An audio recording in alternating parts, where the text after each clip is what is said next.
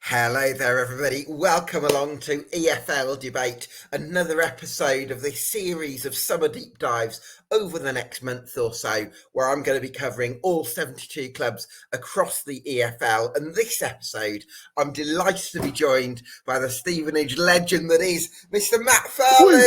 Going up, Stewie, going up. How you doing? Oh, I'm great, man. I've been looking forward to this podcast for so long, fella, because I don't think we've actually properly sat down and done a podcast since Stevenage were promoted, have we? No, we haven't, mate. I was thinking this. I was just sipping my beer on a sunbed. I've come up here and I'm a bit like, God, this is weird, this has, because, we've been promoted and me and you haven't actually sat down and spoken about it formally. So, do you know what? It's starting to sink in, though. It's starting to sink in. It's starting. I mean, the fixtures are a week away, my man. It's getting me. And look, I had to get the towel in. I'm so sorry.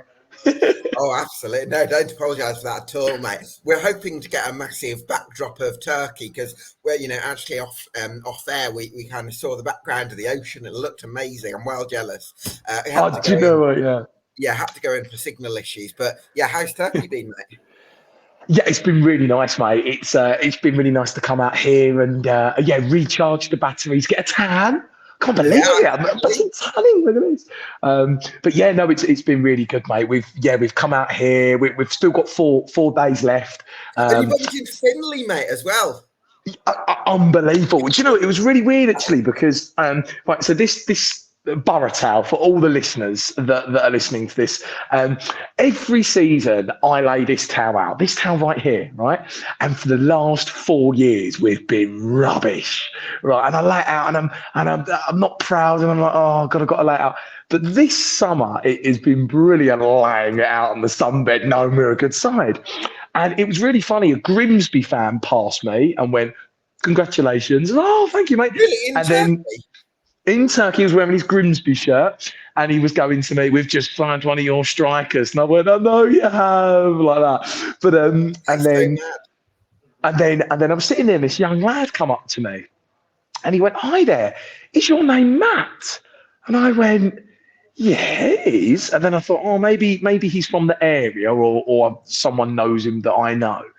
And he went, "Stevenage fan?" And I went, "Yeah." And he went, "Host of the Stevenage Football Club podcast, Matt?" And I went, "What?" I went, "Yeah."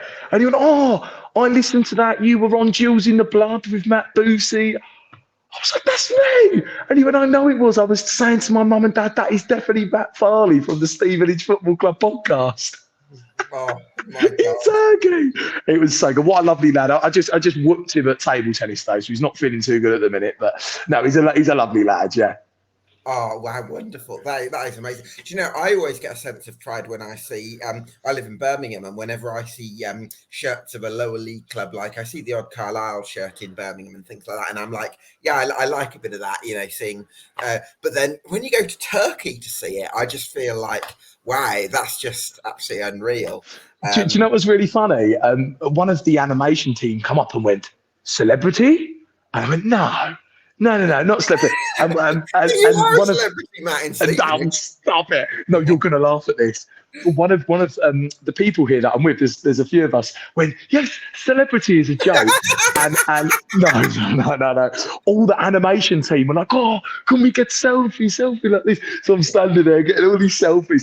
Little do they know that it's only host of the Stevenage Football Club podcast. But it's a great story to add, The Stevenage Football Club podcast. The League One podcast. Oh God. So loads to catch up with you, mate. I feel like we could chat for hours, but I want to get on to Stevenage and the promotion last season. And you mentioned that it's sort of sunk in a little bit now, and you sort of starting to get your head around the challenge of League One ahead. Yeah, it's been a crazy one, Gab. I mean, I've seen promotions at the club not for a long time. And I've never seen my club automatically promoted in the Football League. So, and more so over the last 6-7 years where the club, it's always been my life, but the club has really become my life the last 6-7 years. So seeing them get promoted, it's been really odd. It's been great, but it's been so surreal. So for the first 3 weeks, 4 weeks, it was just celebrating it. I can't believe it. Going over the stories of the last minute winners, the big goal Reedy moments, the FA Cup run, everything that we had in the summer. We've just been going over it. And I've come out here. Well, we did our Stevenage Football Club promotion holiday in Ibiza 2 weeks ago. That was good. So we did that. We've just been celebrating getting promoted, being League One, and experiencing things we've done. And I would say this week, season tickets have come out. Players are re-signing. It's all coming. And I was sitting on the sunbed the other day. And I was like, oh my God, we're off to Bolton and Barnsley and Derby in a few months. And it's starting to sink in now. Now knowing that we know who we're playing, the league, it's sunk in. And do you know what? It is, I'm going to say it is one of the best feelings I've ever felt as a football fan. It is unreal. And I really believe in my club and this team and this manager. And I can't wait, but it's starting to sink in. Yeah, absolutely. I think there's absolutely, considering like the transformation that we saw last season, I don't think you can have anything other than a huge amount of belief in everyone at the club. Bit of, I suppose, how do you assess the summer window that you've had so far? Because I think it's, would you say it's been mixed in a sense? Because you've obviously made a couple of real coups. I'm sure we'll come on to Nathan Thompson and Nick Freeman, which I think are fantastic signings, but also maybe tinged with a little bit of disappointment in there at losing Alex Gilbey and Danny Rose. Yeah, it's a bit of a weird one. I mean, me personally, I'm over the moon with the business we've done. Obviously, the ones that stand out, Alex Gilbey was a real gutting one. I thought we were nailed on for that, if I'm honest. And we spoke to Alex at the promotion day and it all seemed, I'll be here next season. So that was a bit of a stinger. We were in Ibiza drunk when we found out the news and we were like, oh no. But no, we were disappointed to lose him because obviously Gilbey's a great player. Look, he's had the year as well. Yeah, I think the one thing I understand that he's gone back to MK Dons. He's had some great memories there. Sure. He's a League One player though, so I'm a little bit confused why he's dropped down the level. But look, I'm sure Alex has got his views. That was gutting. Jake Reeves, similar. I think when you looked at the list from last season, we had our kind of must keeps, and obviously the must keeps are Gianni, Sweeney, Alex Gilbey and Jake Reeves was in that list. So to lose them two, was disappointing. And Danny Rose as well.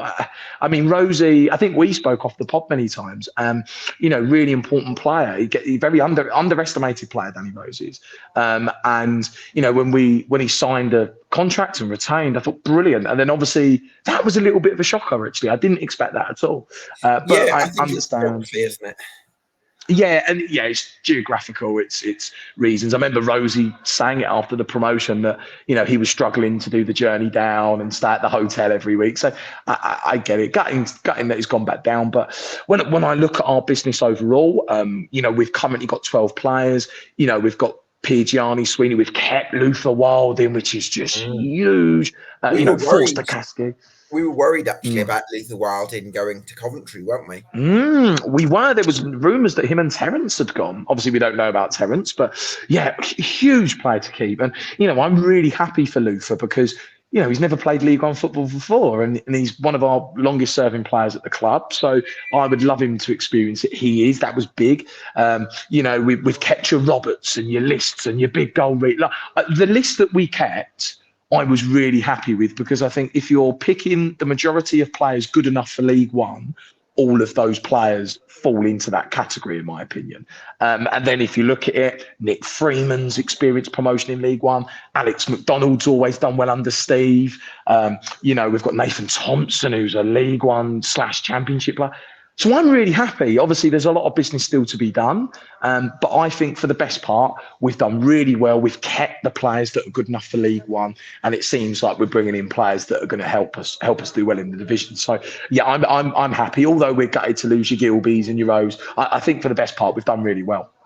Yeah, and I think when it comes to Danny Rose, certainly I would have. I think if I was in your shoes, I would have loved to have kept Danny Rose for League One because I think he's such a selfless grafter, incredible spring, and probably good for 10 goals or so. At the same time, I think that with the number, you've already got a fair few strikers because you got Josh Marchand contract, you've got Elliot Lees. You've got Big Goal Reedy there. So in a way, it might work out favourably because this way there's at least room to bring in one more marquee striker where maybe there wouldn't have been that room if Rosie had stayed. Yeah, I mean, look, it's a very good point, isn't it? I think when we announced all the strikers other than Luke Norris that we retained, we thought, wow, we've got 4 strikers. If we get a fifth, maybe one's going out on loan, or we didn't understand it. So now that Danny Rose has gone, and we've got the few that we have left, it does allow a little bit of room to go out and get a marquee signing up top. I expect it to be a striker that's relatively big structure, big boy. So whoever that might be, I don't know. But yeah, it does give us a little bit of room. And I think as well, I was having this chat with many of friends, and you see, we've been in a position at Stevenage Football Club for the last 3-4 years where we haven't really been able to attract those big signings because we've been down the bottom, and you're not going to see many players who are up the top of the leagues go and join a Stevenage in 22nd, 21st, right? Sure. But because we've been promoted now, and we're finished second, and we're in League One, we're making a lot of noise at the minute. We've got a manager who's, his resource book is as big as my 6'4" legs, Gab. Do you know what I mean? It's that was a really bad analogy, by the way. But don't even know where I was going with that one. But are your legs 6'4" as well? Oh, well, actually, no, that's probably about 3 foot, probably, and then the rest of it is another few. But yeah, it's crazy. We've got stuff there now to draw some of these good players to the club, like you've seen in your Nathan Thompson. So I think we're in a really good place where we can go and have these conversations with maybe, your Alfie Mays and your players like that. All right, they might not come to the club, but we can at least sit down and have those discussions with those sort of players. So I'm not worried. I think Steve will get the business done. I think a lot of our signings will be announced in the next couple of weeks before training starts. So room to add. We've got 12 players, so I'm expecting another 8 to 10, I'd say. Yeah, I think Steve Evans stayed on. He didn't go on holiday straight away after promotion. I think he spent 2 or 3 weeks sort of in the office working on signings, and then I think he's going to go away, or might be away on holiday currently, sort of after that, which I think is a good way of doing it, especially when I think Steve Evans has such a prominent role in recruitment. You want your manager to really get the wheels working, and then maybe other people at the club can possibly work on the deals while he's away, and he kind of keeps a loose hand on it. But one of the signings that kind of fits into your point about Stevenage being able to attract a higher calibre of player, and I wonder if it's almost a little bit surreal that Stevenage have been able to bring in Nathan Thompson, an experienced League One footballer who's played in a championship, a League One promotion winner. What a coup that is, mate. Huge coup. I mean, what a player. I mean, again, it goes back to my point about, when you get promoted, you attract a certain calibre of player. That is the example. We probably would never have signed him being down the bottom of League Two. Do you know what I mean? That's the level that you get when you're up the top. Those are the players that want to come and play for winning teams. He is massive. What a player. I've watched him many a times. I've seen him play against us. I've watched him on telly. Promotion player of League One, play Championship. I mean, those are the sort of players that we're going to need in the division above. What I like about him is I think the way that he plays, it really suits our back line as well. He can play anywhere along there. He can play right back, he can play the centre. If Terence decides, that's it. If Terence decides to move on, there's the cover, the option there in Nathan Thompson. So big signing, massive signing for us. And obviously Steve knows him really well. It's a perfect fit. What I love about it is it was almost like a statement to say, these are the type of players that we're going to be signing this season. So huge signing for us, and I'm really excited to see how he fits in our team. Again, I've got a funny feeling, and I hope look, I hope Terence stays. I think Terence would be a massive keep for us. But if Terence does go, I think Nathan Thompson could be that cover in the central role in between Piergiani and Sweeney. But that might be why he's been brought here, because Terence is off. But look, hopefully we keep Terence and we have the lot. But no, what a signing! What a signing! Yeah, no, that's a great point, because I think it gives Steve Evans the option to go to the back four, which he tended to use at Gillingham. He played the diamond system. I think there was a period for the couple of home games, was it in February or March, where he played Walsall and Crewe at home. And for those 2 games, Steve Evans switched from the back 5 to the back 4 and went to the diamond system. And yeah, that's I think it was after Rochdale, wasn't it? And I think that makes a lot of sense. So you've got the option of moving Nathan Thompson to right back or playing him at centre half. And you're right, because I think he is quick. I think he's a battler as well. I think he's good on the ball. And he could possibly either sort of be one to rotate with Terence Van Geeten in the middle of a back 3, or does he potentially put a bit of pressure on Dan Sweeney as well for playing another part of the right of the back 3, maybe? Yeah, well, I think that's an option as well. I think he could really challenge Dan Sweeney. I mean, say, for example, we keep Terence, right? That then puts pressure on Sweeney, and, there's other incentives there. What I like, and we've spoke about it off the pod many times, I think when you're a Steve Evans player, you have to have certain attributes. And I think those are physical, fast, fit, and you've got heart. And I think if you've got those 4 things, you can play under a Steve Evans side. And I think Nathan Thompson has all of those, which really stands out. Do you know what I think as well, to go along with the point about Nathan Thompson?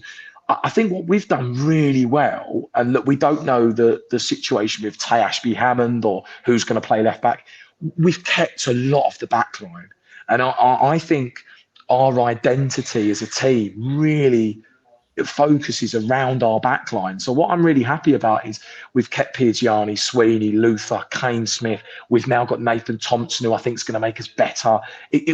We've kept that mould. I think what happened with us, when you have a look at our blip back February, March time, the back line was changed quite a lot. You had Luther injured, the goalkeeper out, Terence out, Saxon not there. He played right back, didn't he? That's it. Yeah, and I think when you see a lot of that back line changed, you see a dip in performances. But when you've got the mould of that back line there, we're a very hard team to play. And what I like is he's kept the mould of that back line. And then I think with adding Nathan Thompson, it makes that back line better. Do you know what I mean? So, yeah, over the moon with it. Over the moon. Yeah, totally. And you mentioned Carl Piergiani. It brings a smile to my face. And I was am I going to bring Carl Piergiani up? Because we've talked about him a lot. We both know how highly we rate him. But I can't stop myself bringing up Carl Piergiani again, because I think he was my League 2 Player of the Year, personally, for last season. And I just think because of his the fact that he's 29, I think, roughly, means that maybe clubs higher up the pyramid, whether they underestimated him, whether they think if we're going to shop for lower down the pyramid, we want those players to be a bit more on the younger side. I think that's kind of worked in Stevenage's favour, because it means you've kept a player who I think he's good enough for the Championship, personally, Carl Piergiani. I do. I realise that's a big statement, but I think he is that good. I do too. So this is a really interesting thing about Carl Piergiani, because I remember watching the Salford documentaries. I don't know if you remember, it was on Sky Sports. Was it the Class of '92? I think it was called, something like that. And obviously he was captain of Salford when they were going up the non-league pyramid. And I remember watching him, and I always remember thinking he was Australian, because he had that top knot blonde haircut like an Australian with a surfer. He looked like a surfer, if you know. It's a really weird example, but he looked like it is quite a Scandinavian thing. I like the blonde. Oh, okay. He just looked like someone that goes on the Gold Coast and gets on a surfboard with his hair top knotted up. I don't know why I thought that, but he just looked like that. He'd be able to leap over the waves, wouldn't he? Oh my God. He'd head it away, Gab. The current would go back the opposite way. If a dolphin came at him, it'd be like, I'm not being funny. If you can break 2 ribs off Michael Bostwick, your head's like an iron, so he could swap the current like that.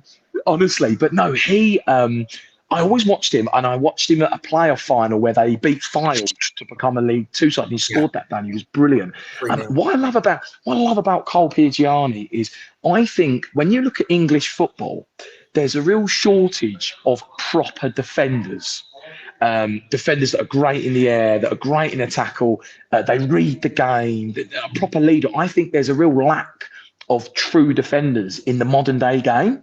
Yeah. And Cole Pigiani is a proper defender. Cole Pigiani is like a defender that you would have watched 20 years ago, 30 years ago. He plays like that. I tell you what, that's such an interesting point that you've raised there, Matt. And I would almost make the correlation that I think the fact Carl Pigiani isn't on social media much, he doesn't. He's not very self-promoting. He's a very humble lad. And I feel like I get the impression there's maybe a lot of players in the current generation that would probably Instagram themselves going to the gym for 5 minutes. Just for the sort of pictures. But what Carl Pigiani will do is he'll go to the gym for an hour. He's not going to necessarily broadcast it. Well, he won't broadcast it to the world because he's not on social media. He'll go to the gym for an hour before training, and it's like he doesn't expect this sort of fanfare in return for that, which I absolutely love about him. I think he's an absolute mentality monster. The guy's absolutely relentless. The guy's got so much belief. So, whenever he attacks anything in metaphorically or literally, he does it wholeheartedly. Absolutely love the guy. Yeah, honestly, and I really do agree with that. And when I was saying that, he's got that old school type of kind of skill set. I love that, and that's why I think he's so good at what he does at the level. And when I look at his statistics from the season just gone, his heading stats, his contribution stats in the box actually is the most shocking one of all, because the amount of headed chances we've had in the box from him, unbelievable player in my opinion. And look, me, I try not to be as biased as possible. In my opinion, he would have been my player of the year as well, because I think it's very rare that you see a centre-back win an award. They normally go to the goal scorers or the strikers.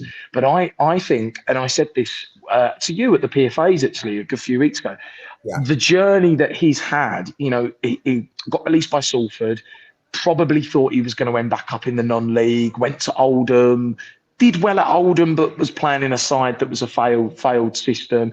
He then gets the move to us. Obviously, he's just relegated as captain as Oldham. He gets the move to us. And I had a really good feeling when he came here. I've seen so many times, I even had it when I played football, actually, when you play for a side that doesn't do very well and then you join a good side and you're the best player in that team. I've seen it so many times with players. And when he signed for us, I thought he could be the signing of the season. And it's worked out exactly like that. He's been absolutely brilliant. What a captain as well, a leader. As you say, leader's mentality. I think when you're to be captain of our club, like the fact that we're a smaller club compared to all these big clubs, especially that we're going to be playing in League One under a manager of Steve Evans, you have to have a certain mentality as the captain of our club. And he has that down to a T. When you go on the field for battle, who do you want leading your 11? You want him. Do you know what I mean? He's going to be right at the front of that line. Yeah. Oh, yeah. And you don't go to Aston Villa and mark Danny Ings out of the game. Do you know what I mean? In front of you don't do that if you're not if you've got that brave mentality. Do you know what I mean? And I love him. I agree with you. I think he gets a little bit of criticism that he's not the fastest of players, but I haven't seen Cole Pigiani outrun for the whole of that season in League Two. So I think Championship he'd be very well suited. Very well suited. I think it probably helps that Stevenage play more with a back five rather than with a back, a back three with super attacking wing backs as well. Because Max Clark, I think, is good defensively, and they had a good relationship. And I suppose that we might as well come on to that left wing back position then, Matt. That's going to be a really crucial area. You're probably looking at a couple of additions there, aren't you? Yeah, we are. I mean, I had a sneaky feeling that Max was going to go because I think. Although I think Max could actually do League One, I thought maybe he'd only be a supportive player in League One and Steve would sign a starting left back. But obviously Max has gone and we've got the option there for two. That's a really big position for me because, we talk about the identity of our team really focusing on that back line. And I think the two left backs that come in, they need to be of the Nathan Thompson experience and quality to really mould into that back line. Whether Steve goes with 5 or 4, it'll probably be 5, but for what he wants to play. I think and I think this has been spoken about a lot, I'd certainly be on the phone to Plymouth about getting Saxon back on loan if that was an option. I mean, Saxon was just brilliant for us. Like, he'd come in and instantly you thought, wow, he's going to be the starting left back. And the relationship he had with Pidge was for the opening 5 months was just incredible. I mean, the partnership they built there, the relationship, it was brilliant. So I'd certainly be looking to get Saxon on loan. Plymouth have gone to the Championship. They might look and go, well, we can loan Saxon to League One. Yeah. He's not playing League Two, he's going to be playing League One. So I'd certainly look at that. As well, I think, for Saxon early, because he's playing League Two football. Last season was his first in senior football, I think, or certainly in the EFL. So I think League One would be a good sort of move. Whereas I think if you rush things too much for a Championship, that might be a bit of a stretch. So I think if you're I think if you're looking at it from a Plymouth point of view, you're looking at it going, brilliant. Saxon's had his League Two debut and he's been brilliant. I mean, let's be honest. I've got to be honest with you, Gab. For the first 4 months, my 2 best players were Pidge and Saxon. But it was, and Sweeney up there to a degree, but Saxon was really challenging Pidge for Player of the Year. I mean, if Saxon wouldn't have gone, it might have been Saxon, but he's been brilliant. So they've looked at that and gone, he's had a season in League Two, he's been brilliant. They might look at it again and go, well, if we loan him to Stevenage, he then gets a season in League One, so he's showing really good progression. They might look at that and go, we might loan him out based on that opinion. So I think we're in a really good position, hopefully, to hopefully get him if Steve's in contact. If it doesn't come about, I think Steve will sign a very experienced League One left back that has played at the level, again, similar to your Thompson and your Freeman. And then I think there will be a loanee left back as a supportive player, probably from a Championship club that can support the starting left back.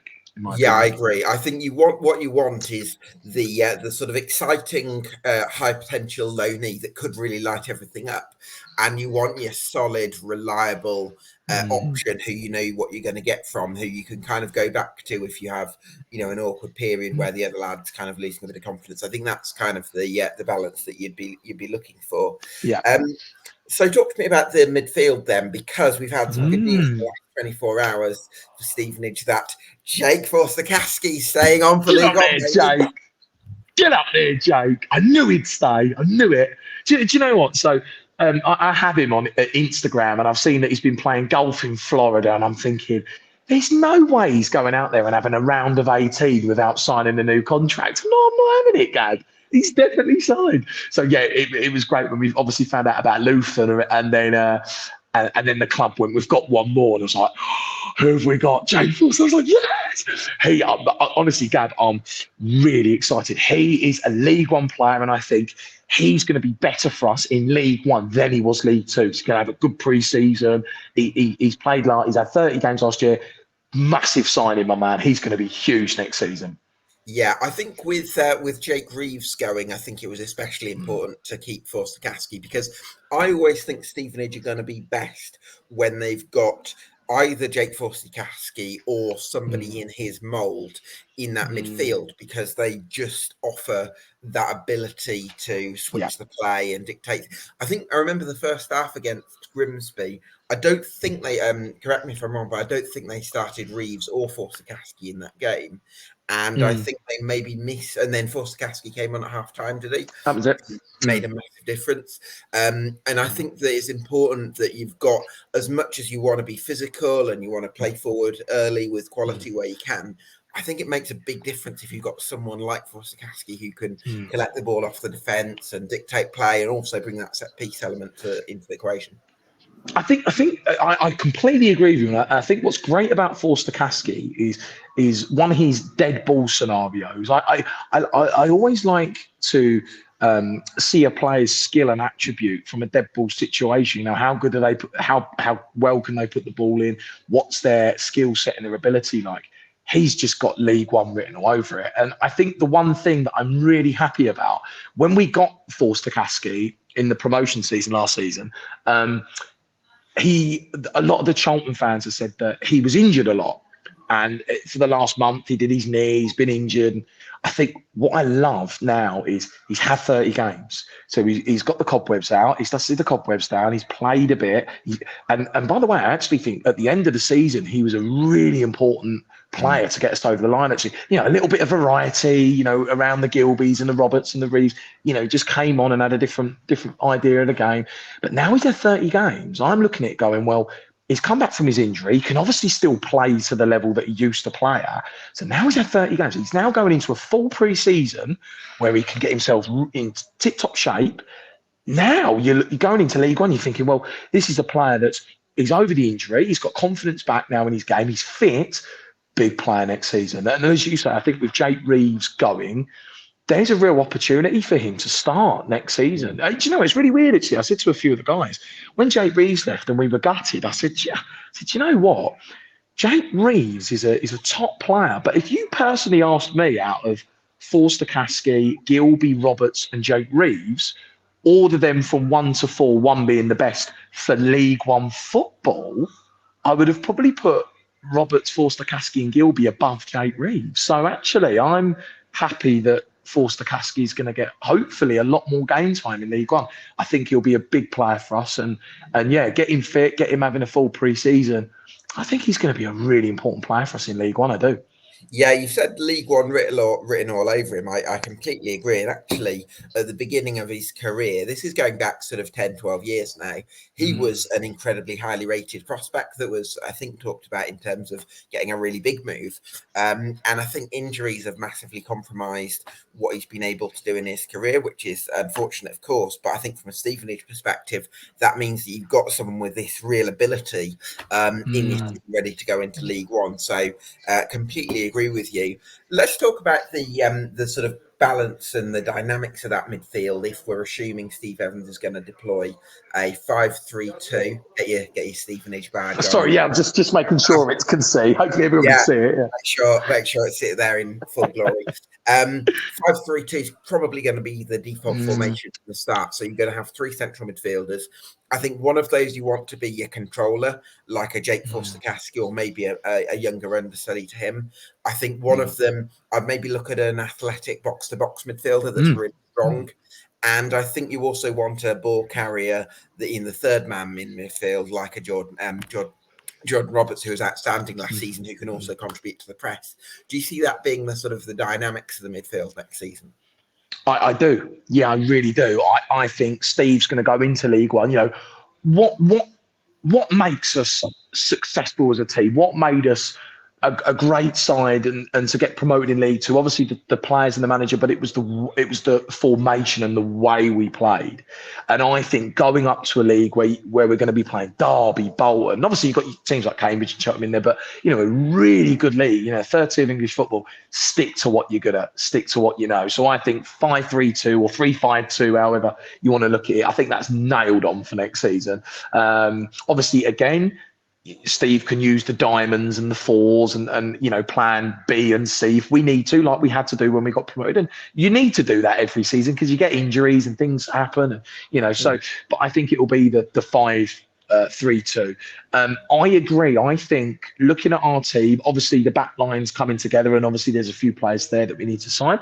But in terms of the midfield, I actually think Jake Forster Caskey will start in that middle role. I think because I think for League One, and look, you need it for League Two as well, but for League One, I think you need a bit of quality there as well. Someone that can keep the ball. You're going to need, when we go to Pride Park, you need a player of a Forster Caskey. Yeah. Just to get the ball back, keep the ball, but be able to play with that League One quality. So I think Forster Caskey will start in that role. I think he could be the starting player. And then I think Jordan Roberts, do you know what? I think he's going to be a big player in League One. I remember watching him in League Two and just thinking that what Roberts does so well is he'll pick the ball up from the halfway line and he'll get you to the penalty spot. like that. And I think in League One, you need those players that are going to get the ball and get you from A to B really quickly. Matt, Villa Park, Jordan Roberts was Yeah, absolutely unbelievable because unreal. you started that game with centre forward. Well, with centre forwards in Danny Rose and Luke Norris, who started. Neither of them are strikers that like to run in behind. And obviously, at a place like Aston Villa, where they've got the likes of Philip Coutinho starting, you're probably going to have the other 8 block, if you like, quite deep. You're going to need one of your midfielders to be able to get you from A to B. And Jordan Roberts at that was absolutely sensational. So those kind of performances that give me against higher league opposition, so that that's going to be crucial in League One. But do you think that Steve Evans is going to recruit understudies for a Forsakaski or a Jordan Roberts, so that what you want, I think, is a situation where if a Forsakaski or a Jordan Roberts get injured, you've got someone who might not be quite at the same level right now, but can offer similar things stylistically, so that the dynamics and the balance isn't sort of thrown off kilter if one of them gets injured or suspended. Yeah, definitely. I do think there will be, to be honest. I mean, obviously we've got Freeman and McDonald as well. I don't think McDonald will be necessarily a starting player every week for us. I think Freeman might. I think Freeman could be. Again, I really want to have a look at the pre-season and just see what he does, because with Forsakaski, Roberts, Freeman, McDonald, I'm assuming there'll be, as you say, an understudy, another signing. I want to see what he prefers, because at the minute, knowing Steve as well, I wouldn't be surprised if we lined up with McDonald starting. That's a bit like a whoa, but knowing that he's Steve's boy and you just don't know how it's going to go. But I certainly think there will be another athletic midfield player that we probably bring in the window. Someone a bit like a Gilby who can run, who very athletic, very good player. I think we need the legs in League One in the middle of that pitch. So I do think that there could be a couple more. That's it. I got to be honest though, Gab. I really do like the Freeman signing. I think that's a very good signing. Again, a guy that has experienced promotion. He's a Stevenage lad as well, born in Stevenage boy, local.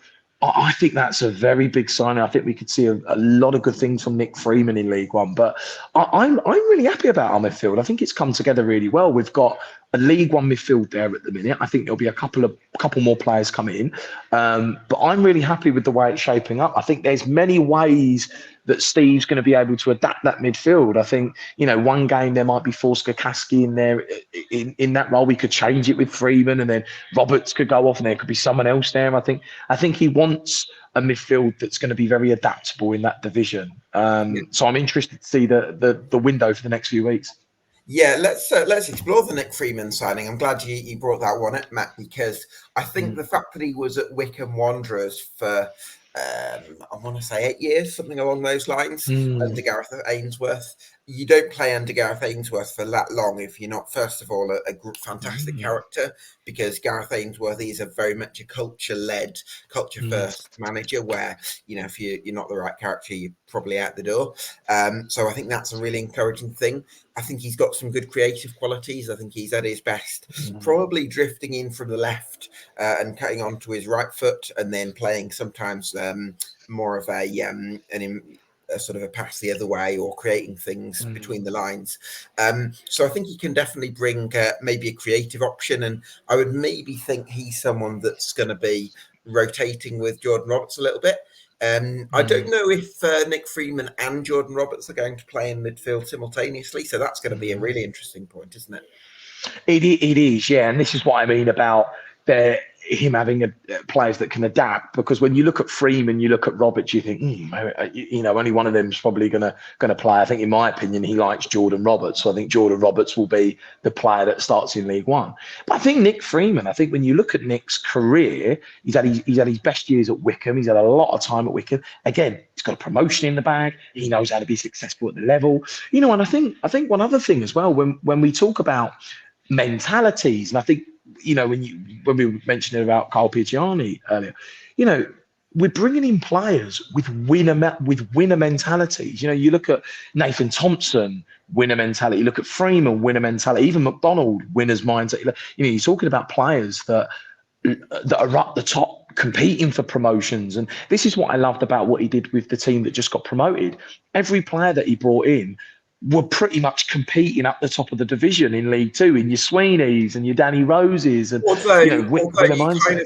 I see what you're saying, but then if we're saying we're crediting Steve Evans for spotting Carl Pirjani for being a brilliant player in a poor Oldham side, I think that it is possible for the inverse of that to be true, where you can get a little bit lucky in finding yourself in a brilliant team, and sort of you know, there's an element of that in it. But I take your point more broadly, for sure.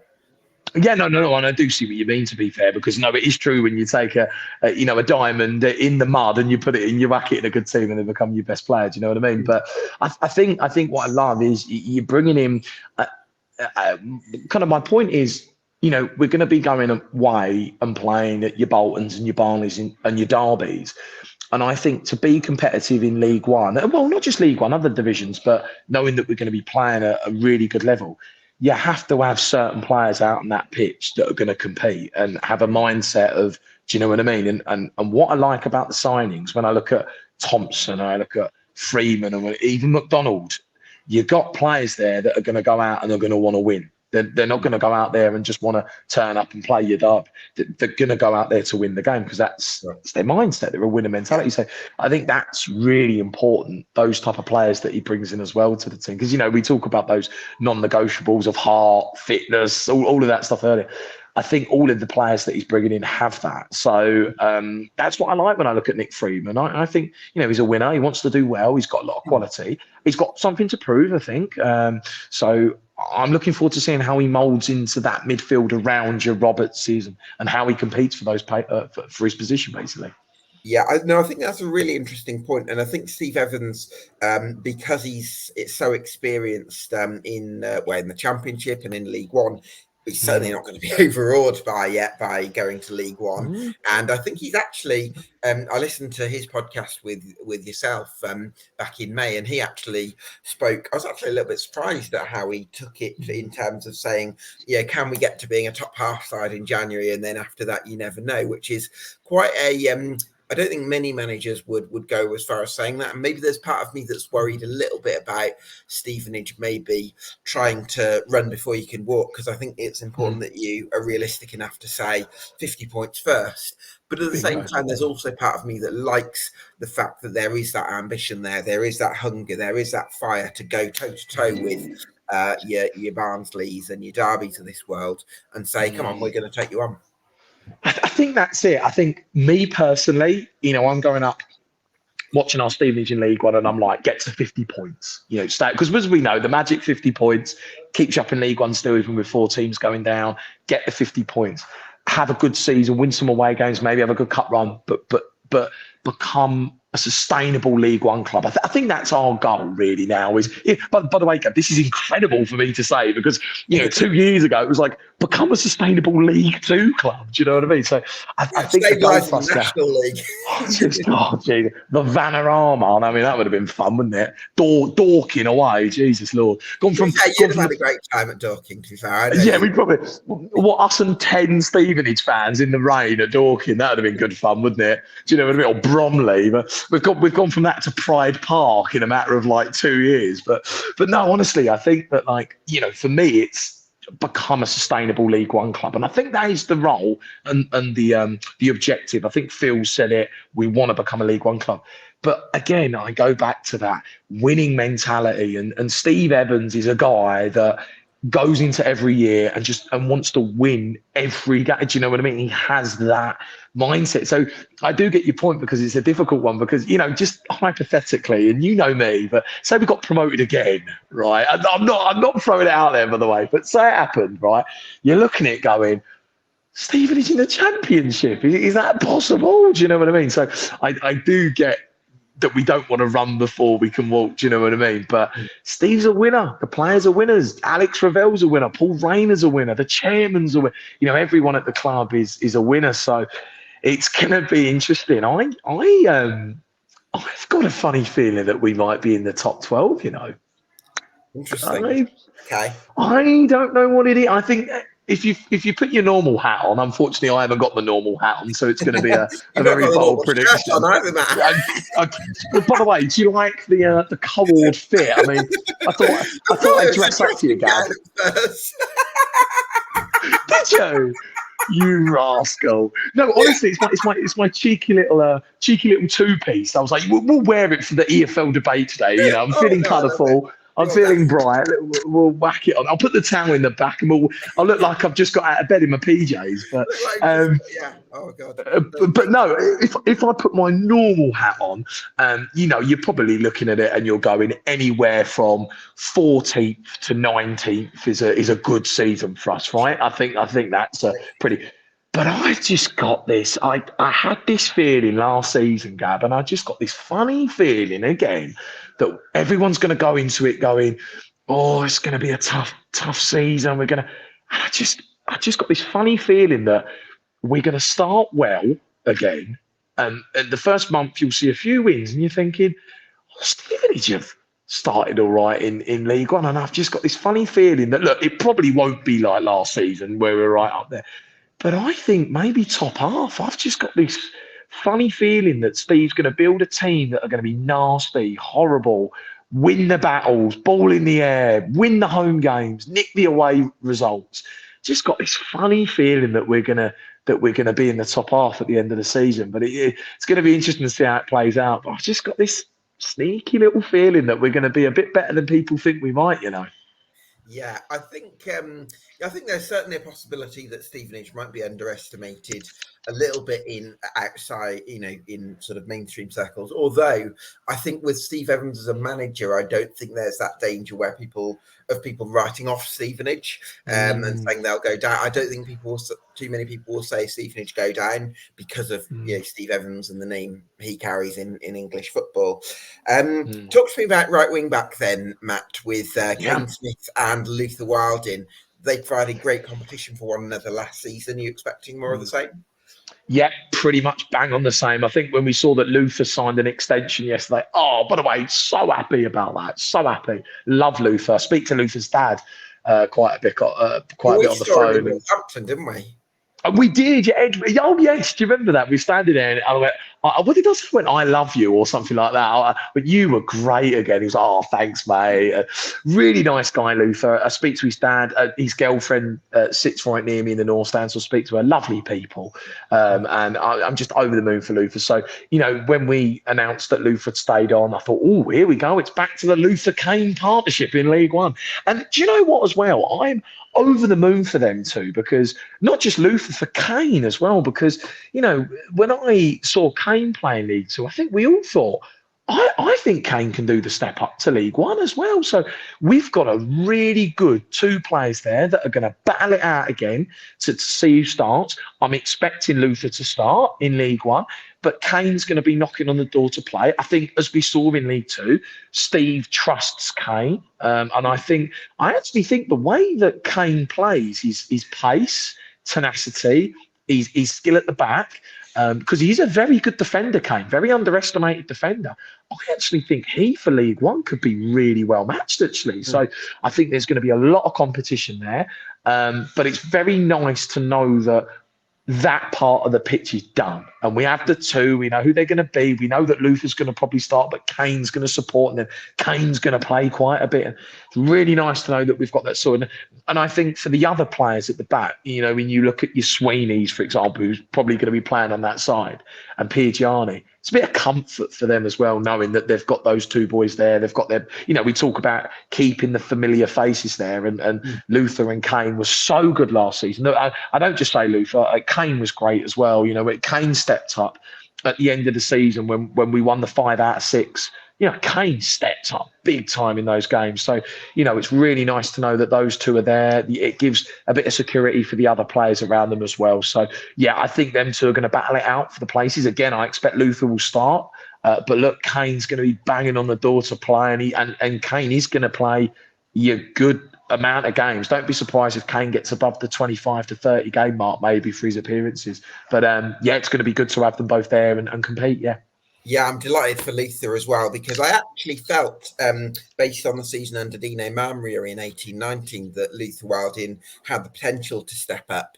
And then there was this sort of period where he didn't have everything's own way, maybe injuries, maybe one thing or another, that meant that maybe he didn't develop on the trajectory that maybe we were expecting. But I think with Steve Evans coming in, you're looking at a sort of a reborn player almost to an extent, and it's great that he's now got that opportunity to step up. You mentioned 8 to 10 players, then Matt, that Stevenage are going to be bringing in. What are the positions do you think? Well, obviously we've got no goalkeeper at the minute, so you can bank on two goalkeepers coming through the door. I do, yeah, that's right. So I do believe, hopefully, that can be Tay Ashby-Hammond. Hopefully, that would be ideal. I'd like to actually see us sign him rather than get him on loan, hopefully. So, yeah, 2 goalkeepers. Obviously, we don't know about Terence, but obviously 2 left backs. So that's the 4. So 2 goalkeepers, 2 left backs. We don't know about Terence.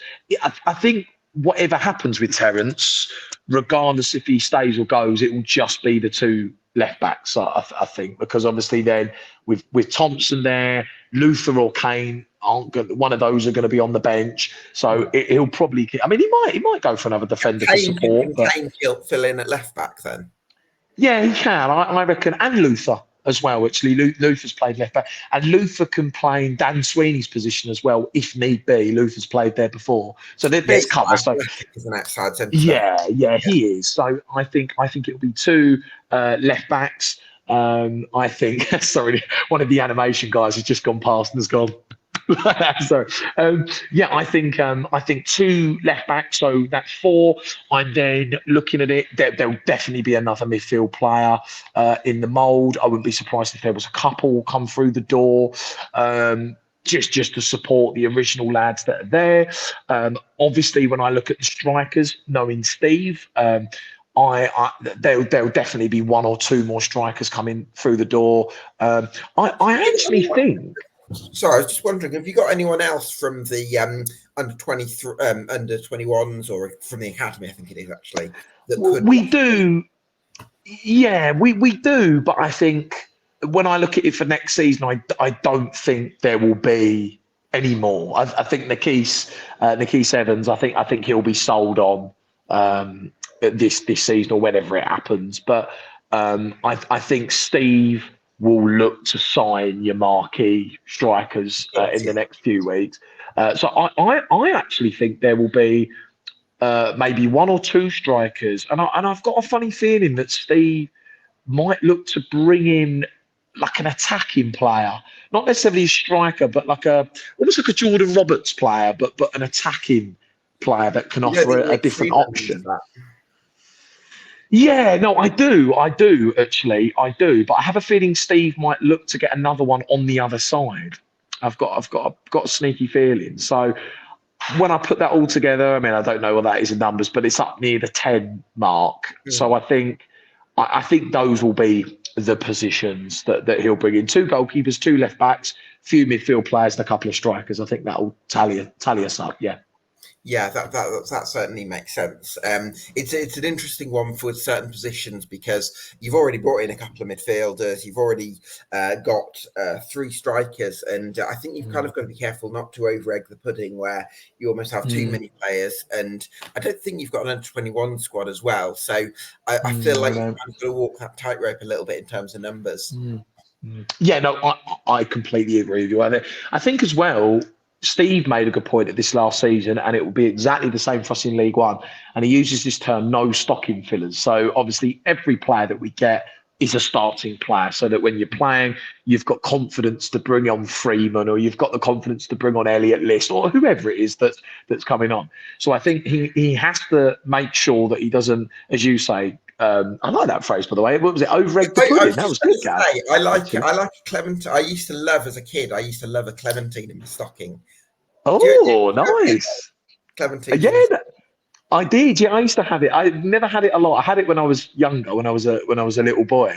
But I like that. I might nick that for the Stevenage Football Club podcast, actually, Gav. Hopefully we can get hopefully we're not copywriting the EFL debate, but I like that phrase. But But no, I completely agree that he doesn't want to bring in too many players. So then you've got too many players there to play. So I think he needs to be careful of that in the final third, because obviously with Listy, Big Goal Reedy, and Josh March, by the way, who I think will be quite a good addition this season. Yeah. He needs to be careful that he doesn't have 5 strikers sitting there and only 2's playing. You've got 3 sitting on the bench. So if I was a betting man, I would say he'll bring in one more striker, but that striker will be a big target man. You invest a large type of proportion of the striker. budget. Yeah, that's it. But I do agree. He does have to be careful in not bringing in too many players. So then you're sitting there and you're having to keep players happy. I think it will be, Steve likes small squads. So I assume it will be a small squad where everyone plays a part. Whether you're Kane Smith and you're a supportive right back, or you're Freeman that's going to come on and then start games as well. I think he'll try and keep it very in-house and make sure that it's a very tight-knit ship that he's working. Yeah. How close do you reckon the club's going to be to having an under 21 squad? I think there'll be a time for that in the future. I certainly, because that is something like the club would do in the future. I think because our club at Stevenage is a very positive, forward-thinking club. We always have been, but more so the last 6 years. I look at the people at the club, Phil Wallace, they're very forward-thinking people. So I do think that in the future is something that we might do. I don't think we'll do it now, because I think we want to make sure that the first team on the pitch, the stuff going on around the club at the minute, is the main focus. By 5 years' time, I wouldn't be surprised if an under 21 squad was introduced at the club. That would be something like we'd do. I know I could almost see Phil Wallace pulling out hairs now because he wants the pitch to be perfect for the first team games, as he said at his fans forum a few weeks ago. But I certainly think that's something that the club will introduce, because we do produce a lot of good talent in the academy. We've done it so many times. When I go back to the George Boyds and the Ronnie Henry, well, I know Ronnie was at Tottenham, but come up when he was a young boy, and the Ben Wilmots and the Key Sevens, we do seem to really kind of produce this talent. So I certainly think there's a pull for it in the future. I really do. Yeah, hopefully that's the case, because I think that definitely helps. Kind of, if players aren't football's so unpredictable. You can have sort of 8 months of season where someone's behind players who are just immaculate and spotless, and then playing twice a week and all the rest of it, and then all of a sudden they get injured, and or situations change, and you need someone to be ready to sort of come in. And I think a B team or a development squad can be a massive part of that. So hopefully, I know it's not a simple thing at all, but hopefully the club can sort of move towards that, because I think that'll help the club be more sustainable if it wants to stabilise in League One. You must be so excited for the fixtures next week. Oh, it's like that. It's like that, Gab. Do you know what? So, fixture release day, right? So, this, for me anyway, is one of the best dates on the calendar. I love it anyway. Because for me, I really work my life around the football club. So, when the fixtures come out, I know where I'm going on what day. I can book my weekends away to go and watch Stevenage play. So it really does form my life for the next 8-9 months, right? I can't wait. I'm like, oh my God, I'm so excited, Gab. I cannot wait to see who we're going to be playing, when we're going to be, when we're going to be going to Pride Park and Oakwell and Bolton and back to Exeter. Opening day. Oh my God, what? Easy 3-0 win? All day long, Gab, all day long at Pride Park. You'd be seeing Big Goal Reedy snatch a hat-trick in front of the away fans. I cannot wait. Yeah, wouldn't you? There'll be the scarf there, like that Big Goal Reedy knee slides in front of everyone. You just see Steve run down the touchline, as we see so many times. Trousers falling down and everything. Everyone at Pride Park's thinking, who on earth are this lot that have just got promoted? What is this? Like, that would be a typical Stevenage thing to do. You got Kitman Keith sitting on the water bottles doing that. It's just screaming us, isn't it, in League One? But honestly, I cannot wait. I'm like a kid at Christmas. I just want the next week to come around and see who our Stevenage are going to be playing when. I'm really looking forward to seeing who we've got over the Christmas period and the Boxing Day games. Because whenever I look at the fixture list, you always look at the start. You always look at your opening month. You always do. And then you have a look at the Tuesday, who are we going to get on the Tuesday night away games, the long journeys? Yeah. Are we going to Carlisle on a Tuesday night or Exeter? And then you look at the Christmas games, the Easter games, then the last game of the season. It builds your life for 9 to 10 months. So I'm really excited. You get excited and it's like, oh, my friend who lives there, we can go over there and have a weekend there. And then it's... Yeah, and then like for us, and as you've come out with us a few times, I've got some friends, we go and do these Stevenage Football Club weekends away, when are we going to Exeter and Bristol and Lincoln, all the nights out again, Nottingham maybe for Burton and Derby. So, we're really excited to see who we get. Do you know what? I've said to the chaps, I wouldn't mind a few of the big sides early, get them out of the way early. If we got a Derby at home early or a Derby, great. Get them out the way early. More winnable game early on into the season as well. Right. Derby's just like David McGoldrick, so that might be a game that we could, get an early result against, or play a Wigan and go 11 points clear or something like that. I don't know, but it would be nice to get some of those big sides early. But I'm really excited for it. It's going to be great to see us playing League One teams, going to big grounds and having a look where we're playing and what weekends we're going to be doing. So I'm really excited for it. I'm buzzing because I bought my season ticket the other day as well. So I'm like buzzing. I'm in the North Stand again for another season in a different seat behind the goal. So yeah, it's all coming together. We can't wait to fix the release date and who we're going to get. It's going to be brilliant to see. And I think out of all the seasons that I've been a Stevenage fan, I've been a Stevenage fan for just over 20 years. I think this is the season that I've been most excited about for all the years that I've been a Stevenage fan. So it's going to be a massive year at the club. I'm really backing the team and I'm really backing this setup that's at the club. I'm fully behind them, and I can't wait for next week when the fixtures come out. Yeah. Absolutely buzzing for it, Matt. Absolutely such a pleasure to chat Stevenage with you on EFL Debate. What are your plans for the Stevenage Football Club podcast for next season, mate? Oh my God, the plans! Crikey. We've got a lot in the office. I mean, we had a massive year just gone by for the pod. I mean, and the way that I live my life, I just like to beat it year on year on year. We do it better than what we did before. So this season, we've got some big things. We've got Steve booked in for July. That's definitely happening pre-season. So he's coming back on the pod. We're very close to possibly getting Phil Wallace in July as well. That would be great. We're going to get a couple of players on. We've got so much that we're going to do. Get John, surely. Oh, it'd be class, wouldn't it? Could you imagine? I don't know if he's a massive one for media because he's not on socials much, but I think it'd be great if you could get him on. Maybe I could pull at the heartstrings and go, PJ, I did represent you at the PFA, after all. So, the least you could do is come on my podcast, come and chat about it. But yeah, look, we're going to have a big year. And do you know what?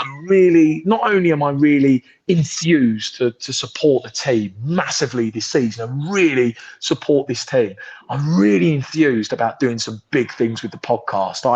I've got a burning desire for having a platform for our fans, and not just our fans, everyone to tune into and listen to and get a good idea about all the things on us at Stevenage Football Club. So I'm really looking at a big year, got some big plans. I want to branch out, make the podcast bigger on all the platforms, not just Spotify and YouTube, get it out there on all the platforms. We're going to do that. I'm working with Reese a little bit next week to pull in things. We've just brought out a new podcast logo as well. Yeah, I think I saw that actually. Yeah. So we've got the 2 stars on there now for the 2 EFL promotions.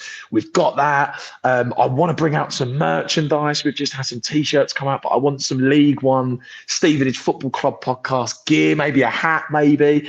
We're going to do some big things. And do you know what I'd love? Do you know what I'd absolutely love? I'd love to get the Stevenage Football Club podcast sponsored on the kit, on the back, or on the boards at the club. Get a board at the club with the Stevenage Football Club podcast. I think that's the next goal for us. I think we want to get out and do something like that. So yeah, it is. So we're really going to be banging at the door for that for this season. That's for sure. Absolutely. Well, hopefully the club's listening to this. Matt, absolutely always look forward to these chats so much. Can't wait to come back onto your podcast later in the summer. Thanks to you for watching at home. This has been EFL Debate, the Stevenage Football Club League One Summer Deep Dive. We are going up, so we are going up. From the Stevenage Football Club podcast, and we'll see you again very soon.